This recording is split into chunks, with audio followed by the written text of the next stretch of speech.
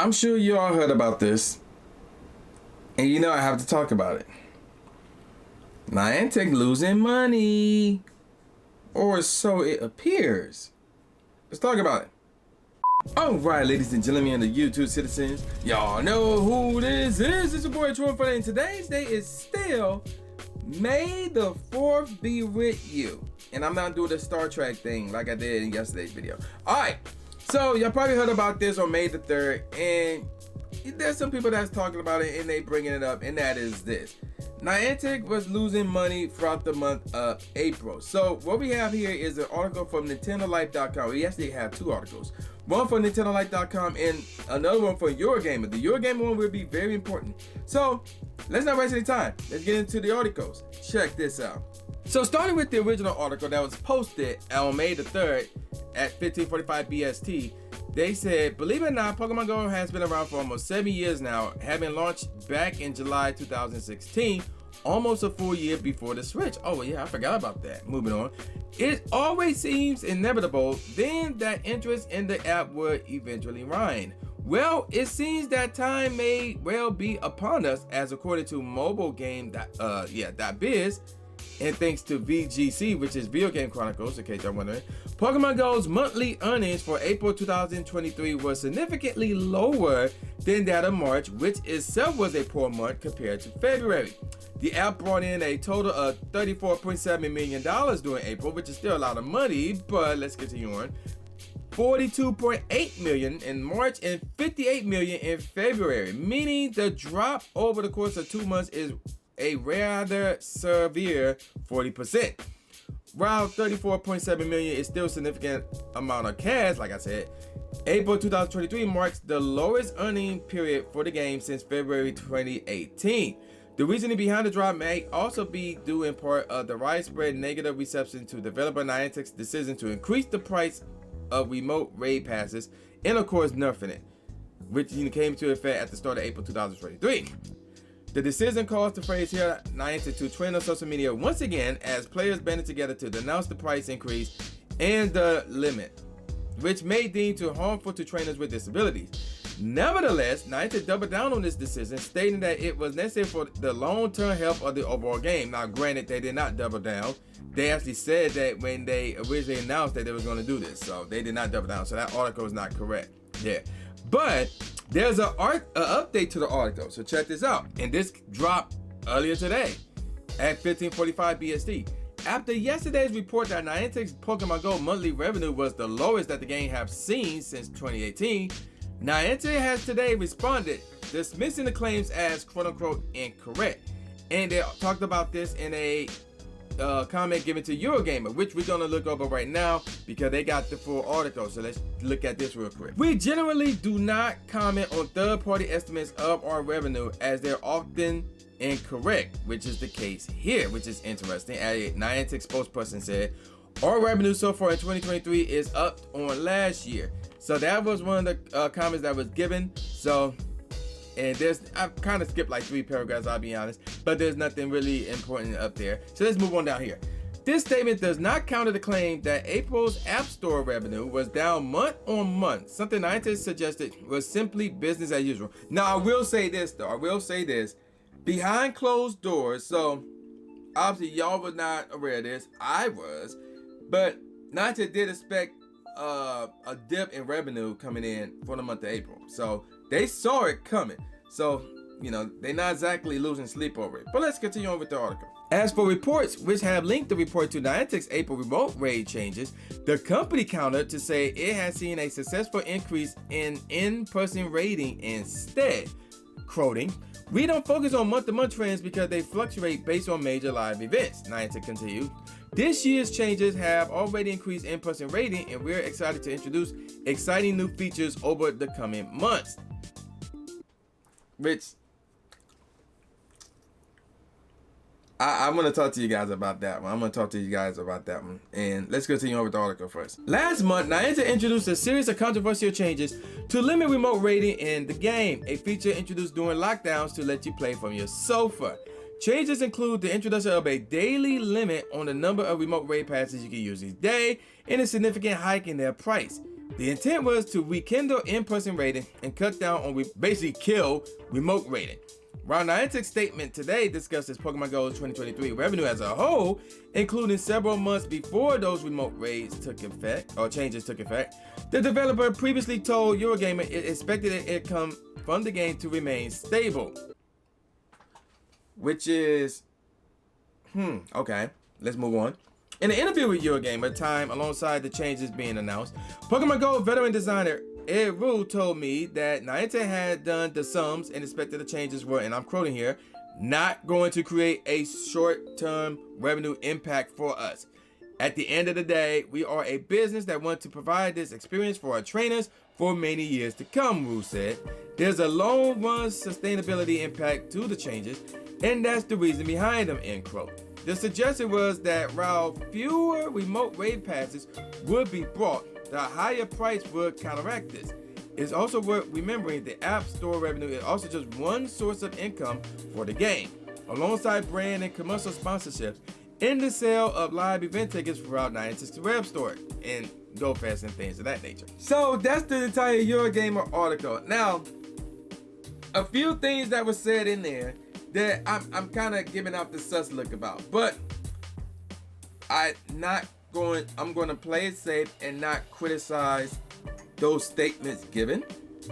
So I'm going to leave it at that. All you need to know is there's a sus look from me towards those quotes.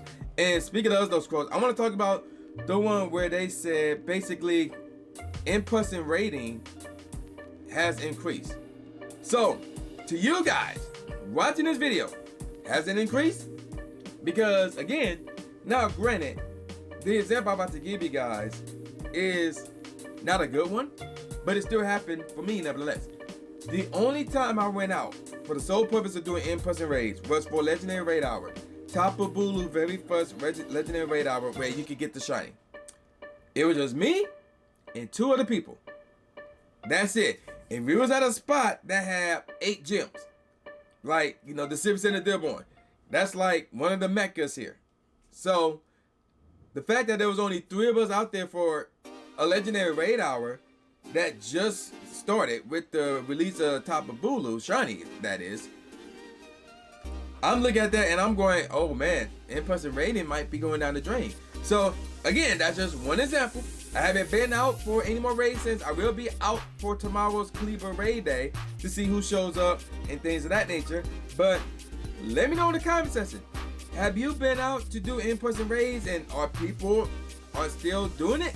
Did more people show up or did more people not show up? Let me know in the comment section below. Are Niantic correct when they said that in-person ratings have increased? Are they correct? Let me know in the comment section below. Now, I'm also gonna read a very informative and thoughtful and actually a serious tweet by one Reversal. It's very legit. It's very legit. It's very true, and I think it's a must read. So I'm gonna read it for you guys real quick. Although it's a long read, but it's a read nevertheless. Check this out. I figured I chimed in as a neutral party on the whole Pokemon Go situation and what I'm seeing online. For context, I quit Pokemon Go in late 2022, technically 2021. But I've been someone who had the opportunity to obtain a unique perspective and insight covering Pokemon Go by being directly in touch with Niantic. We have established for a while now that Niantic is really missing the mark on listening to the Pokemon Go community, and this is actually the very reason I decided to step away from the game back in 2020. However, this should not be an excuse to start attacking and threatening the people working at Niantic, which is true. Your frustration is fair and your anger justified, but please keep in mind that a lot of people you see on Twitter who works at Niantic are actually, for the most part, on your side and want to help better the game, but do not actually have a quote-unquote final say in what will or will not change, which is extremely true, and I've been saying this for months now. Like with any business. Continuing on.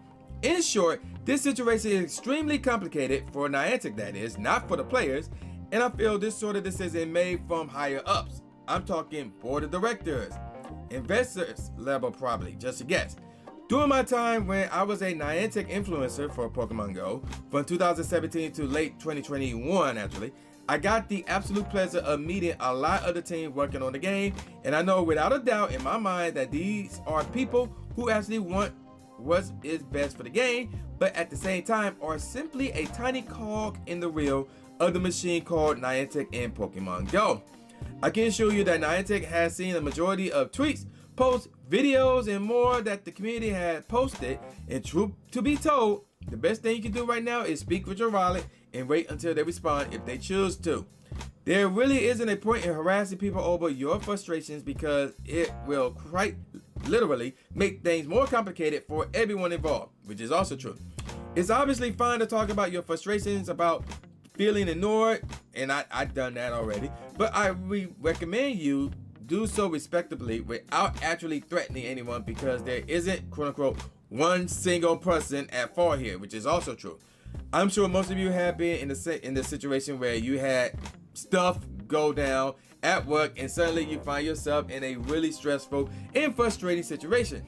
Well, that's Niantic right now, and the people working at it. So put yourselves in those shoes and imagine how you feel if you or your colleague would be the one getting harassed / threatened. Why did I write this? Well, I love Pokemon Go. I care for Pokemon Go, and it's been a big part of my life, and I want it to succeed, even though I don't play it anymore.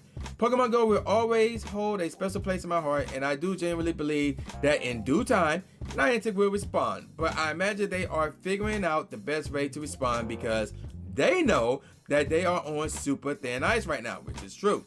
To Niantic, listen, it's really quite simple, honestly. Stop saying we love our community if you're going to backstab your community. Get people to actually listen better and stop being so stubborn with shoving your core mission down people's throats. If you want to be around in 5 to 10 years, you better listen to your community, because this stuff is a two-way street, referring to communication. So that's the treat, and that is indeed true. That is indeed true. Now, I'm not going to tell you guys exactly what to do in terms of how you want to handle it. So however you want to do it, you know, you can do it at your own leisure, whatever the case may be. But again, do not harass anybody. Do not threaten anybody, because the people who you see online, they're not the ones who said, yeah, it's going to go down like this. They're not the ones who make the decisions. It's normally the people who are in the higher up, behind the scenes, that you might not even know. Now, obviously, there's the John Hankies, but outside of him, who else is there? Do you know? And more than likely, no. So don't attack the community leaders or the ones posting the stuff on Twitter and things of that nature, because again, they have a boss that they have to listen to. Even though they might be on our side, they have a boss that they have to listen to. So there's that. And I just find all this to be very interesting. You know, everything that the quotes that was given from Niantic, I just find it to be very, very interesting. But again, I'm not going to criticize it, because me and Reversal, well, once Reversal, but now me, we in the same boat. I'm gonna say that. So there you go with that. Let me know what you think of all this in the comment section below, and I'm gonna call it a wrap. So with all that said, y'all know what this is. This is boy New J Gatsby, aka New Stupid Nate Smith, saying peace out, y'all, and I'll see y'all next time. Yeah. Subscribe. Thanks, man. Do it. After you subscribe to the channel, make sure you click the bell icon so you never miss a new video or a live stream ever again. Thanks, guys. Lewis the trainer, articulating paint. With my tongue, I done things that people said I can't. Now they ranking with the elite, but it's for the people, and victory is part of defeat. Cause when you get back on your feet, then you try again. Learn from mistakes, show them that I got what it takes, and I'm dying to win. I'ma hit and move away.